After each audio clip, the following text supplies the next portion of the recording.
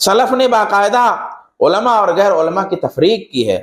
فرماتے ہیں انکم فی زمان کثیر علماء قلیل خطباء. کہا تم ایک ایسے زمانے میں ہو جس میں علماء زیادہ ہیں اور خطبہ یعنی تقریر کرنے والے کم ہیں. وسیاتی علی الناس زمان، اور ایک زمانہ ایسا آئے گا کثیر خطباء جس کے خطبہ زیادہ ہوں گے، قلیل علماء جس کے علماء کم ہوں گے. آپ دیکھیے تقریر میں بھی کر رہا ہوں، ابھی آپ بھیونڈی میں کسی بھی مسجد کے امام سے گفتگو کریں گے تو نارمل سی تقریر وہ کر لے گا، کرنے آنا بھی چاہیے، یہ کوئی مذمت کی بات نہیں، آنا بھی چاہیے، ضروری ہے. لیکن خطبہ کا مطلب یہ کہ خالی بس بولتے رہو، علم نہ ہو اس کے پیچھے. اب آپ یوٹیوب کھولیے اور آپ کو بولنے والے بہت سارے مل جائیں گے، آپ کو طرح طرح کے بولنے والے آپ کو مل جائیں گے، ایک ایک کا لیکچر آپ کو مل جائے گا.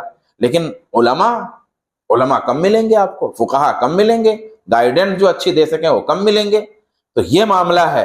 تو کہا کہ یا ایھا الذین آمنوا اطیعوا اللہ واطیعوا الرسول واولی الامر منکم، کہ اے لوگو جو ایمان لائے ہو، اللہ کی اطاعت کرو، رسول کی اطاعت کرو، اور اپنے میں سے اولی الامر کی اطاعت کرو. تو اولی الامر سے کیا مطلب ہے؟ تو کہا اولی الامر میں علماء بھی داخل ہیں اور حکمران بھی داخل ہیں.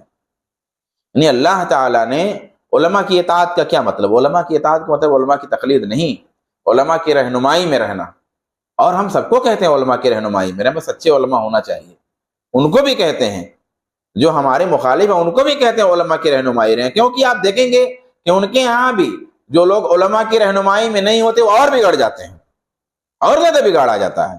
علماء کی رہنمائی میں تو بگاڑ کم ہوتا ہے. علماء کی رہنمائی نہیں ہوتی، ایک جماعت ہے جو چلتی پھرتی ہے، علماء کی رہنمائی اس نے چھوڑ دیا. دیکھیے کیسے کیسے جہالت اور کیسی کیسی نادانی کی چیزیں آ رہی ہیں.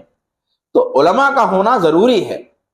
تو کہا کہ اس میں اولی الامر سے مراد علماء بھی ہیں. تو اس لیے علم جو ہے علماء ہی سے ہم کو سیکھنا چاہیے.